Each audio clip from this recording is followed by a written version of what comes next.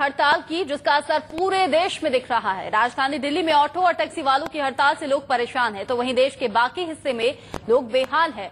चाहे पटना हो या लखनऊ, भोपाल हो या चंडीगढ़, हर जगह हड़ताल से लोगों की मुश्किलें बढ़ गई हैं। कोलकाता में भी दूसरे दिनों के मुकाबले सड़कों पर कम ही लोग दिख रहे हैं।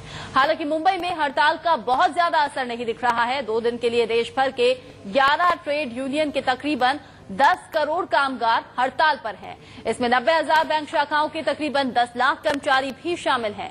महंगाई के लिए जिम्मेदार सरकारी नीतियां बदलने, महंगाई के मद्देनजर न्यूनतम भत्ता बढ़ाए जाने और आउटसोर्सिंग के बजाय रेगुलर कर्मचारियों की भर्तियां करने समेत कई मांगों को लेकर यूनियनों ने हड़ताल का ऐलान किया है।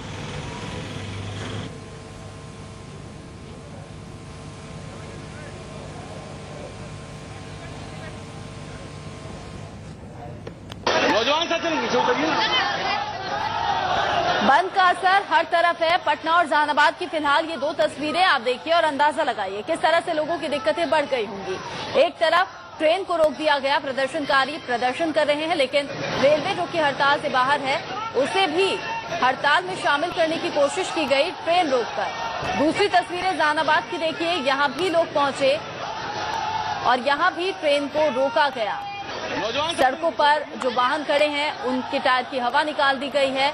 अगर कोई हड़ताल में शामिल नहीं है तो कई जगह प्रदर्शनकारियों ने कुछ इस तरह से हड़ताल में लोगों को शामिल जबरन करने की कोशिश की है। जहानाबाद में ट्रक को रोका गया। सड़क पर ये ट्रक आप देख रहे हैं, इसे लोगों ने रोकने की कोशिश की। मिला जुला असर तमाम इलाकों में देखने को मिला। कई जगह लोग पूरी तरह से परेशान हैं, बाजार बंद कर दिए गए हैं, बैंक बंद कर दिए गए हैं। आम लोगों के लिए दिक्कतें उनके लिए ज्यादा बढ़ गई हैं जो कि लंबा सफर तय करके आगे अपने गंतव्य स्थल तक पहुंचना चाहते हैं।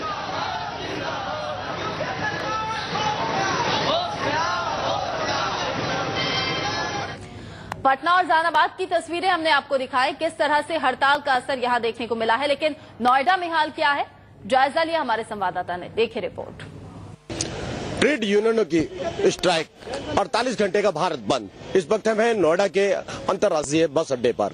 आप देख सकते हैं मेरे पीछे यहाँ पे बस अड्डे की किस तरीके के जो हालात हैं। सभी जो कर्मचारी हैं वो अपनी जो उनकी मांगे हैं, जिस तरीके से महंगाई बढ़ रही है और जो राज्य कर्मचारी हैं उनको लेके जो उनकी मांगे हैं उसको लेके 48 घंटे का जो बंद किया गया है। यहाँ पे कर्मचारी भी खड़े हैं और संघ के जो नेता हैं उनसे भी हम बातचीत करते हैं कि किस तरीके से जो है उनकी क्या मांगे हैं और कब तक जो है यहाँ बंद रहेगा और कितनी बसें जो है नोएडा को जो है प्रभावित कर रही हैं। क्या नाम है आपका बच्चा? धर्मेश कुमार गुप्ता। गुप्ता जी, ये बताइए कितनी बसें जो है इस वक्त यहाँ पे बंद है और कितना स्टाफ जो है आपका जो है हड़ताल पर है? 350 गाड़ियां बंद है, करीब 1200 की क्वांटिटी में हमारा स्टाफ हमारे साथ है। किस तरीके की जो मांगे हैं वो आपकी क्या मांगे हैं जो और कितने लोग और कितनी ट्रेड यूनियन जो है आपके साथ हैं अभी? हमारे साथ इस टाइम 32 निगम और 11 केंद्रीय ट्रेड यूनियन हमारे साथ हैं और हमारी मांग जो है वेतन को लेकर है। जी, उत्तर प्रदेश परिवहन निगम जो नोएडा का जो यहाँ इस समय जहाँ मौजूद है, यहाँ के जो यूनियन के जो नेता हैं उनसे हमारी बातचीत हुई है। उनका सीधा ये कहना है कि कहीं पे भी जो है जो कहीं समझौता नहीं किया जाएगा और जिस तरीके से जो स्ट्राइक है उसको भरपूर सहयोग मिल रहा है और जितनी ट्रेड यूनियन है सभी की तरफ से उस पर भरपूर सहयोग मिल रहा है। देखने की बात ये होगी कि इस 48 घंटे के बंद से केंद्र सरकार पे कितना असर पड़ता है और क्या राज्य कर्मचारियों की मांगों को माना जाएगा। नोएडा से ललित मोहन, इंडिया न्यूज, उत्तर प्रदेश, उत्तराखंड। जो सरकार अब तक सोई थी, क्या वो जाग पाएगी, ये भी एक सवाल बना हुआ है। 48 घंटे के इस हड़ताल का असर सरकार पर क्या होगा, लेकिन मेरठ में हड़ताल का क्या हाल है वो भी देख लीजिए।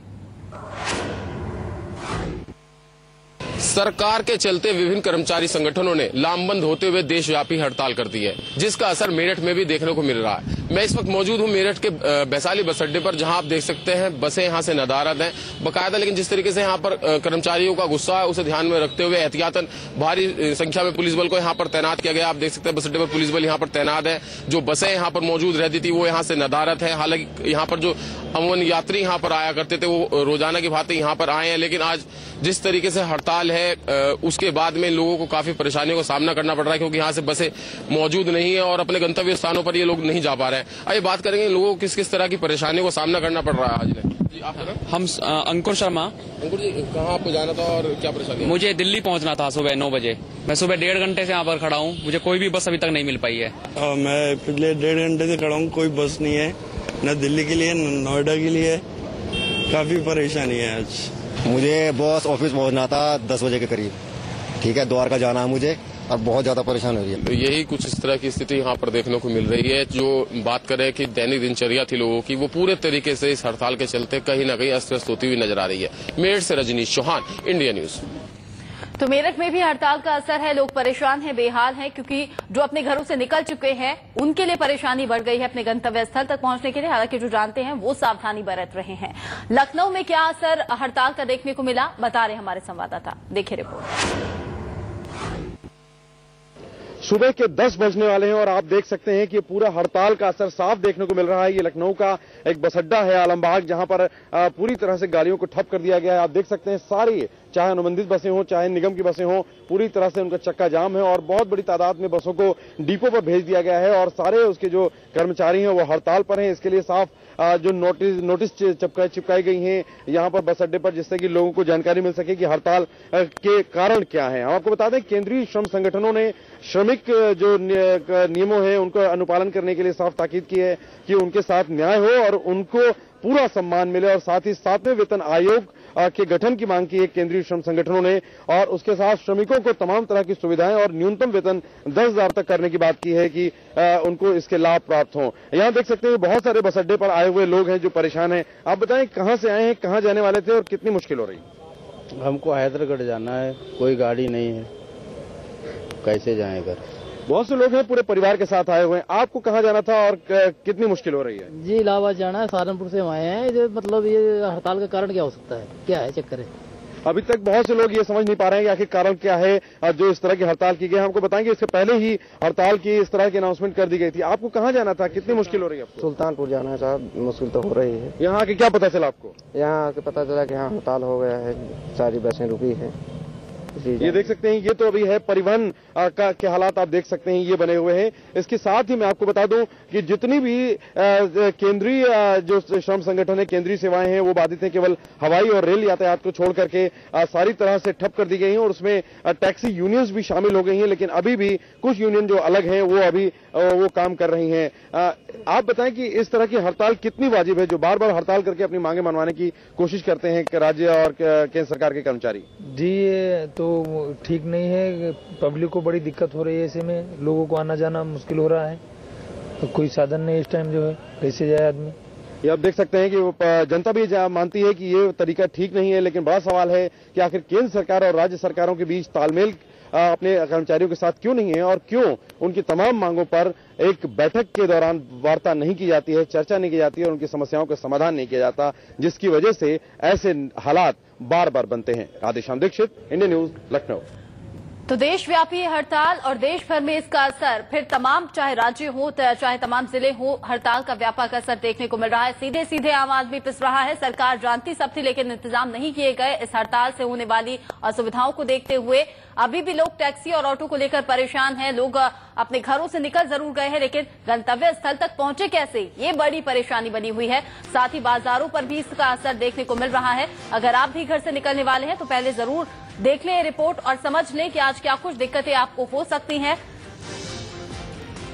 अगर घर से निकलना जरूरी है आपका, अगर कोई जरूरी काम है तो ही निकलें, वरना अगर आप घर से बाहर निकलेंगे तो आपको इन परेशानियों का सामना करना पड़ सकता है। क्योंकि आज बैंक बंद है, पोस्ट ऑफिस बंद है, टेलीकॉम सेक्टर भी आज बंद रहेंगे इस हड़ताल के दौरान।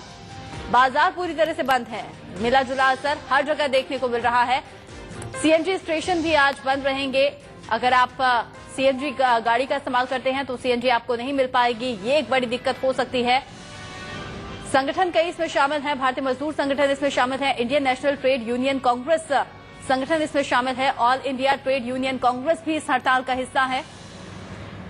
हिंद मजदूर सभा ये भी हड़ताल का हिस्सा है। Sent for Indian trade union जो कि मांगे अपनी सरकार के सामने रख चुके हैं। All India United trade union centre भी अपनी मांगों को लेकर इस हड़ताल में शामिल है। Independent federation of workers and employees उस संगठन में शामिल सभी बैंकों की यूनियन इस हड़ताल का हिस्सा है। ऑटो, टैक्सी और प्राइवेट बसों की यूनियन जो है वो भी इस हड़ताल में शामिल है।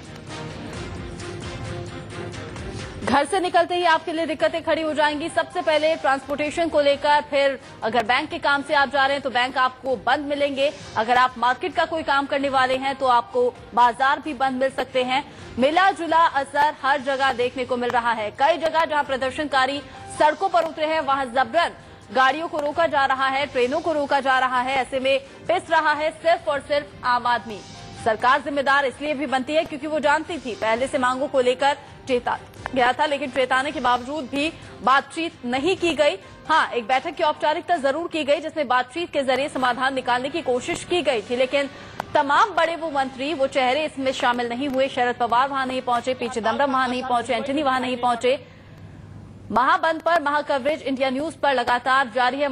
हमारे तमाम संवाददाता सुबह से ही पल पल की अपडेट इंडिया न्यूज तक पहुंचा रहे हैं। इस महा कवरेज से जुड़ी, इस महा हड़ताल से जुड़ी हर अपडेट आप देख सकते हैं इंडिया न्यूज पर।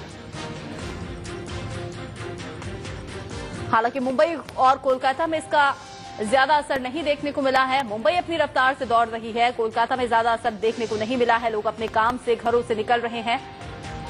हालांकि दिल्ली में भी सरकार की तरफ से इंतजाम करने की बात कही गई थी। कहा गया था डीटीसी बस के जो ड्राइवर है, जो छुट्टी पर गए थे, उन्हें वापस बुलाया गया है ताकि लोगों को दिक्कतें न आए। लेकिन फ्रीक्वेंसी बहुत कम है, बहुत कम डीटीसी बसें आज सुबह से सड़कों पर देखने को मिल रही है। हाँ, सर्विस बिल्कुल पूरी तरह से बंद नहीं है, लेकिन ऑटो और टैक्सी नजर नहीं आ रहे हैं सड़कों पर। खास तौर पर परेशानी रेलवे स्टेशन पर उतरने वाले यात्रियों के लिए खड़ी हो गई है। और इस पर ज्यादा अपडेट के लिए रुक करें, हमारे संवाददाता दिल्ली से अजीत श्रीवास्तव हमारे साथ जुड़ गए हैं। अजीत, आप दिल्ली के कौन से इलाके में हैं और किस तरह का असर आप इस हड़ताल का देख रहे हैं? बिल्कुल रचना, मैं इस समय आरटीओ पे मौजूद हूं और आरटीओ के जो हालात हैं वो आप खुद देख सकते हैं कि डीटीसी बसें यहां चल तो रही है, लेकिन डीटीसी बसों में पैसेंजर्स काफी ज्यादा बैठे हुए हैं। और साथ और समय कैमरामैन से अनुरोध करूंगा दिखाएं वो डीटीसी की बसें जहां खड़ी हैं, किस हिसाब से लोग जो जाना चाहते हैं अपने सफर पे, लेकिन ऑटो